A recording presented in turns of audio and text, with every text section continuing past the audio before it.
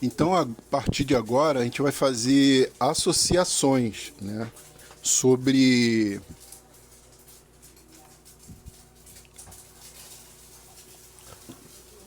sobre a confirmação do Messias, ou seja, mostrar que Jesus era realmente o esperado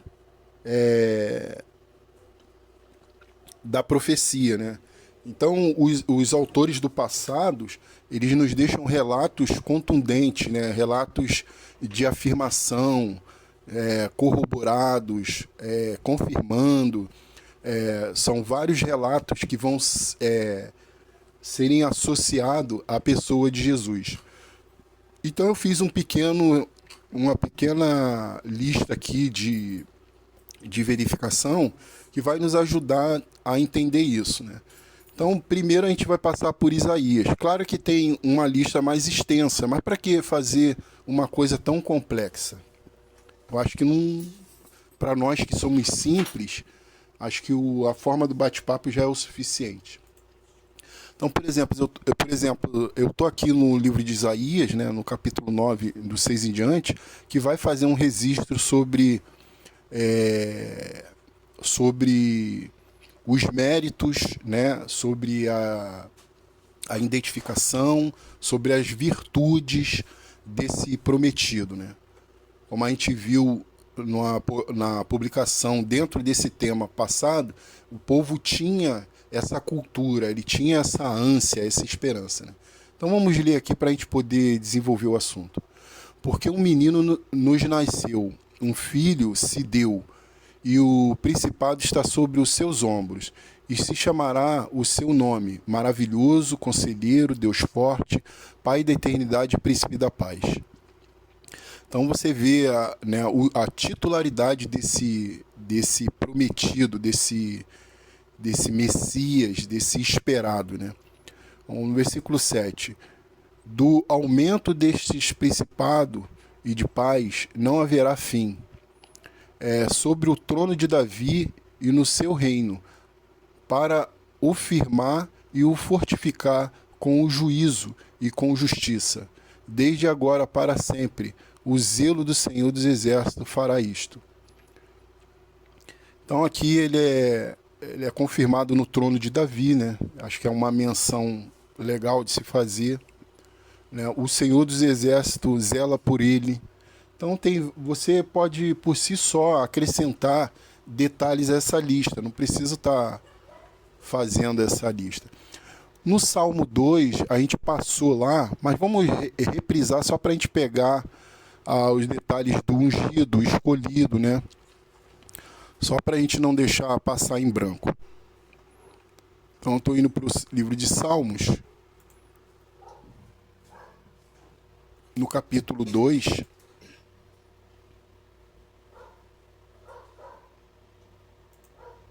versículos 6 e 7.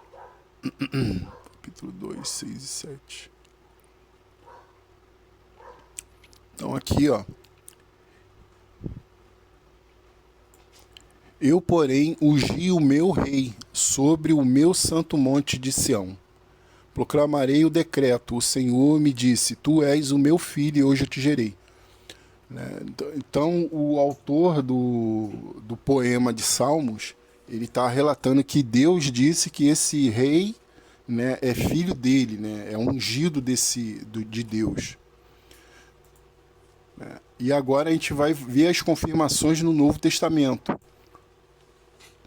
Vamos para o livro de Hebreus, e o autor do livro de Hebreus, numa época bem distante do rei Davi, né, dos Salmos, ele vai fazer as confirmações, né, e reprises também. Vamos pegar do capítulo 1 e vamos saltitar de versículo em versículo para não fazer leituras exaustivas, né.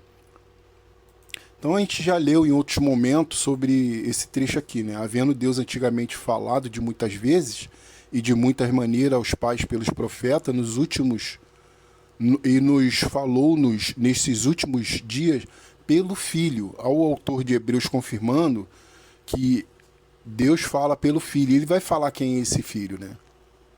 A gente já sabe quem é esse filho. A quem constituiu o herdeiro de tudo, a quem fez também o mundo, né? Por quem fez o mundo, né? O qual, sendo o resplendor da sua glória, a exata da sua glória e a expressa imagem da sua pessoa, e sustentando todas as coisas pela palavra do seu poder, havendo feito por si mesmo a purificação dos nossos pecados, assentou-se à destra da majestade nas alturas, né? Então ele vai se assentar num lugar que eu diria que é um trono, né? Ele se assenta num trono. Então ele faz aqui observações que você pode fazer até melhor do que eu, né, apanhados, da majestade, da titularidade, das ocorrências em cima desse Messias. Então vamos pegar aqui do 5 em diante, vamos ver algumas menções a mais. Porque o qual dos anjos disse jamais: Tu és meu filho, hoje te gerei, e outra vez eu lhe serei por pai, e ele me será por filho. Aqui o autor de Hebreus está citando um trecho de Salmos. Ele está replicando.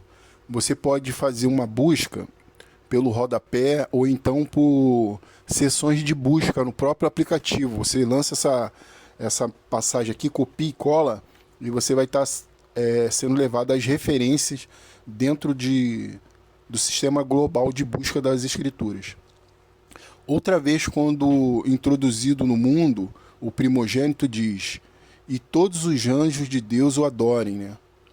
E quanto aos anjos diz: faz dos seus anjos espíritos e de seus ministros labareda de fogo. Mas do filho diz: ó Deus, o teu trono subsiste pelos séculos dos séculos, cedro de equidade é o cetro do teu reino.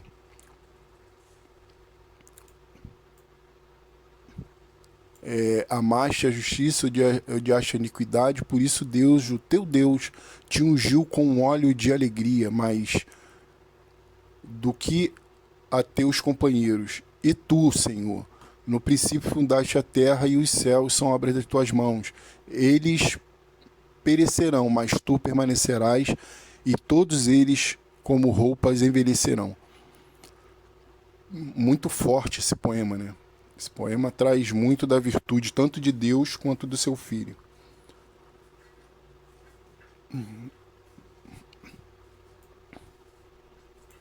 E como a um monte os enrolará e serão mudados, mas tu és o mesmo, e os teus anos não acabarão. E ao qual dos anjos disse jamais: assenta-te à minha direita, até que ponha os teus inimigos por escabelo de teus pés. Não são, porventura, todos eles espíritos ministradores enviados para servir a favor daqueles que hão de herdar a salvação? Então aqui ele encerra enfatizando, né, sobre as coisas espirituais, né? Então, ele será filho, o rei ungido por Deus, né? Observe essa conversa, né? Então a gente viu aqui em Salmos, em Isaías, né? Isaías filho, Hebreus filho, Salmo, o rei escolhido de Deus, né? Observe essa conversa. Em Mateus capítulo 20, o 20 e o 21. Vamos lá observar essa conversa.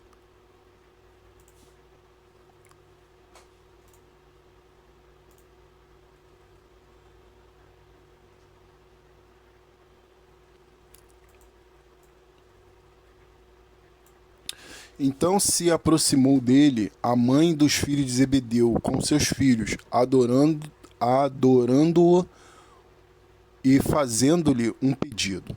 E ele diz-lhe, e ele diz-lhes: que queres? Ela respondeu: dize que estes meus 2 filhos se assente, um à tua direita e outro à tua esquerda no teu reino. Pedido estranho, né? Vamos ver no 28 o que está escrito.